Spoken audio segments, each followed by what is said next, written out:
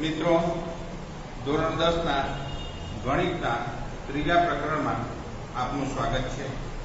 છેલ્લે આપણે લોપની રીત જોઈ હતી, લોપની રીતના ખુદ પ્રશ્નો પણ જોયા હતા। હવે મિત્રો આજે એક વિચલ સુરેખ સમીકરણ યુગ્મને ઉકેલવાની બીજી એક રીત છે ચોકડી ગુણાકારની રીત અથવા તો ક્રેમરની રીત, એના વિશેનો અભ્યાસ કરવાનો છે। તો મિત્રો એ જે ચોકડી ગુણાકારની રીત છે એને આપણે અલગ રીતે ઉકેલીશું મિત્રો। તો એમાં પણ આપણે જોઈએ કે છેલ્લે આપણે અભ્યાસ કર્યો હતો કે કોઈ પણ વિચલ સુરેખ સમીકરણ યુગ્મ હોય તો એનો ઉકેલ મળે તો એ સુસંગત છે, ઉકેલ ન મળે તો સુસંગત નથી।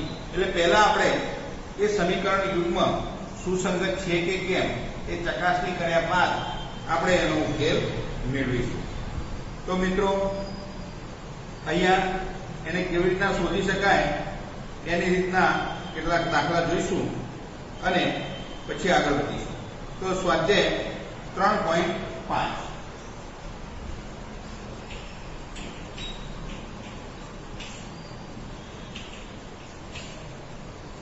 સ્વાધ્યાય 3.5 માં તમે જોઈ શકો છો કે નીચેના પૈકી કયા સુરેખ સમીકરણ યુગ્મને અનન્ય ઉકેલ છે। અનન્ય એટલે કે એક અને માત્ર એક, અને ઉકેલ નથી એટલે કે બિલકુલ ઉકેલ નથી, અથવા તો અનંત ઉકેલ છે એટલે કે અસંખ્ય ઉકેલો છે એ જણાવવાનું છે। અને જો અનન્ય ઉકેલ હોય એટલે કે એક અને માત્ર એક જ ઉકેલ હોય તો આપણે એને ચોકડી ગુણાકારની રીતથી ઉકેલવાનો છે।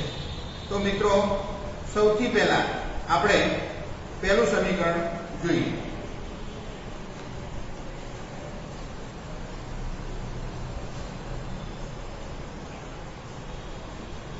x - 3y - 3 બરાબર 0, 3x - 9y - 2 બરાબર 0। હવે મિત્રો એ ઉકેલ જે છે એની સરખામણી અથવા તો એ કેવી રીતના નક્કી કરી શકાય કે અનન્ય ઉકેલ છે, ઉકેલ નથી, અથવા તો અનંત ઉકેલ છે। તો સૌથી પહેલા આપણે a1 b1 અને c1 a2 b2 અને c2 ની કિંમતો નક્કી કરીશું અને પછી આપણે કિંમતો કરીશું આગળ। તો અહીંયા જે છે આને આપણે a1x + b1y + c1 બરાબર 0 આ પ્રમાણિત સ્વરૂપમાં આપેલું પહેલું સમીકરણ છે। પછી બીજું છે a2x + b2y + c2 બરાબર 0 આ બીજું વિચલ સુરેખ સમીકરણ છે।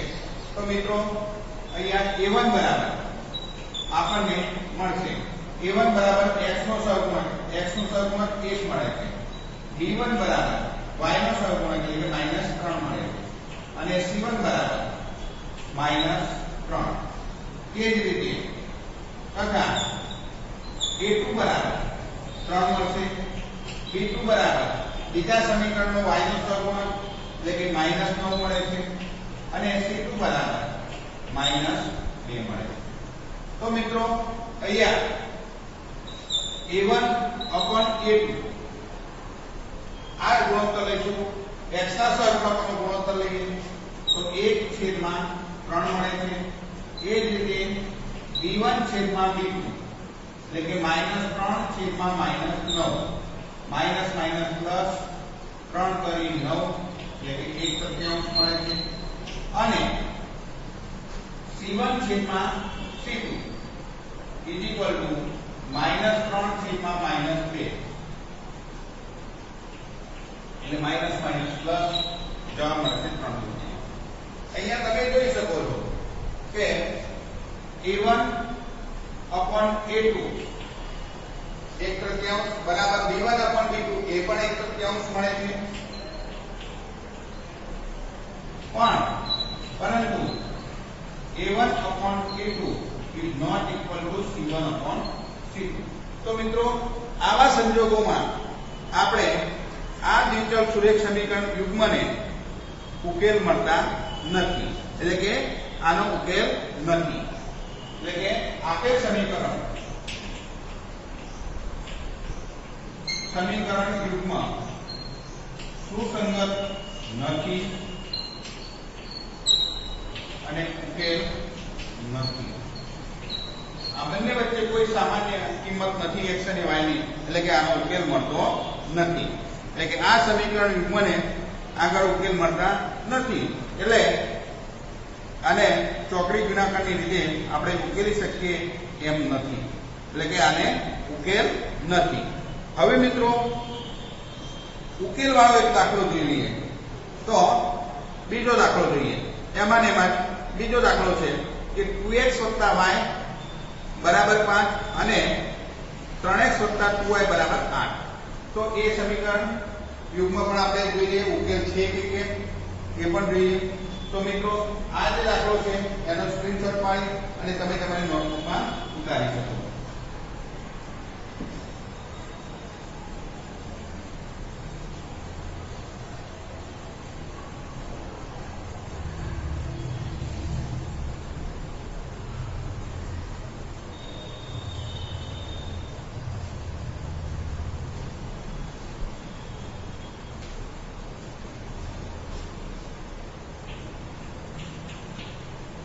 અહીંયા જે સમીકરણ છે 2x y બરાબર 5 એટલે કે 2x y -5 બરાબર 0 અને એક સમીકરણ આપી દઈએ.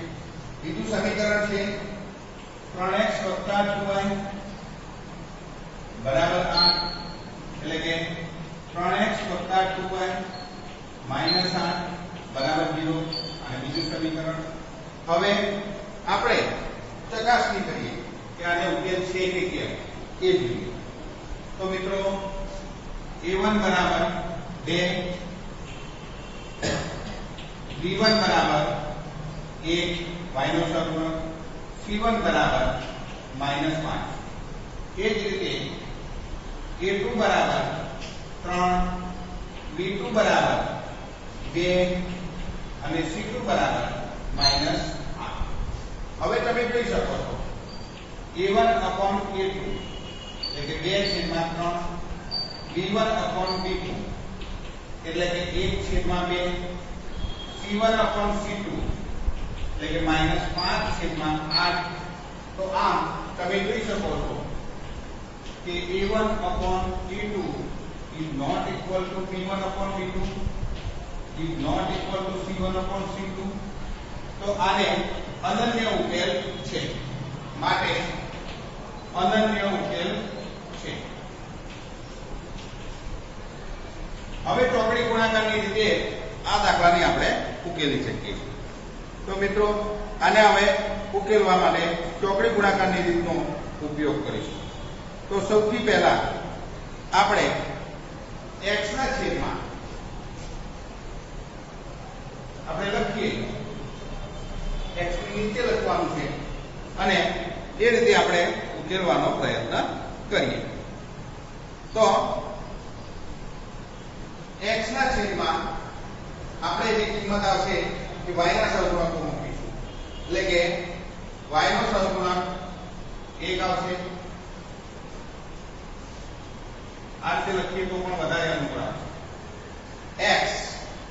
x ની બાજુમાં એટલે કે x ના છેદમાં y નો સહગુણક અહીંયા 1 મળે છે અને અચળ પદ એ -5 છે. એ જ રીતે બીજા સમીકરણમાં તમે જોઈ શકો છો y નો સહગુણક 2 છે. x હોય ત્યારે y નો સહગુણક લખવાનો, અથવા તો બીજી પદ્ધતિ છે એ આ રીતે પણ તમે લખી શકો છો.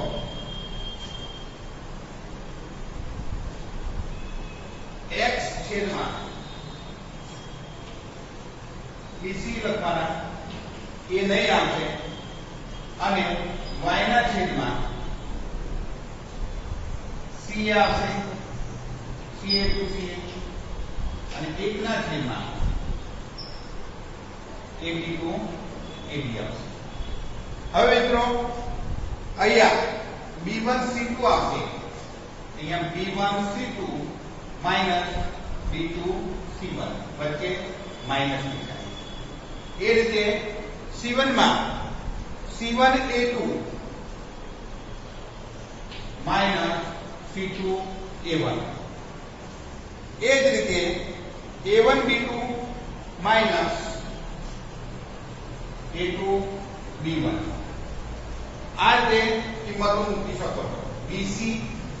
CA અને AB, BC CA અને AB, અને અહીંયા બાદબાકીની નિશાની આપશે. તો અહીંયા કિંમત મૂકી આપણે x, b1 ની કિંમત કેટલી છે તો 1, c2 ની કિંમત કેટલી છે તો -8, માઈનસ b2 ની કિંમત કેટલી છે તો 2, c1 ની કિંમત કેટલી છે તો -5. એ જ રીતે y ના છેદમાં c1 કેટલા છે તો -5, a2 ની કિંમત કેટલી છે તો 3, એટલે અહીંયા લખીશું 3, માઈનસ c2 એટલે કે -8, એ માઈનસ તો ખરા પછી પાછા -8, a1 એટલે કે 2 બરાબર 1 ના છેદમાં a1 એટલે કે 2, b2 એટલે કે 2 માઈનસ a2 એટલે કે 3 અને b1 એટલે કે 1. તો કિંમત મૂક્યા પછી -8 અને અહીંયા માઈનસ છે, આ માઈનસ છે એટલે પ્લસ આપશે, 5 તો 10 એટલે y 5 તરી 15 માઈનસ, અને અહીંયા માઈનસ છે બંને એટલે પ્લસ થશે, 8 દુ 16 અને અહીંયા આવશે 2 દુ 4 3 એકા 3, એટલે કે x ના છેદમાં 10 માઈનસ 8 એટલે 2 આવશે, y ના છેદમાં 16 માઈનસ 15 એટલે 1 આવશે, અને 1 ના છેદમાં 4 માઈનસ 3 એટલે 1 આવશે. એટલે આના પરથી આપણે કિંમત મેળવી શકીએ x તૃતીયાંશ બરાબર 1 છેદમાં 1 કરીએ એટલે કે x તૃતીયાંશ બરાબર 1, તો x બરાબર 2 એકા 2 એટલે કે 2, એટલે x ની કિંમત આપણને મળશે 2. હવે બીજી કિંમતો આપણે મેળવીએ તો અહીંયા y નો સહગુણક છે એને સરખામણી કરી શકીએ કે y છેદમાં 1 બરાબર 1 છેદમાં 1, એટલે કે y છેદમાં 1 બરાબર 1, એટલે y બરાબર 1 ગુણ્યા 1, એટલે કે y બરાબર 1. એટલે આના પરથી આપણને ઉકેલ મળશે x બરાબર 2 અને y બરાબર 1. અને આ રીતે તમે આ દાખલાને ગણી શકો છો. તો આ રીતે આપણે અહીંયા પહેલો દાખલો છે એ તમે આગળના આ રીતે દાખલા ગણી શકો છો. Thank you.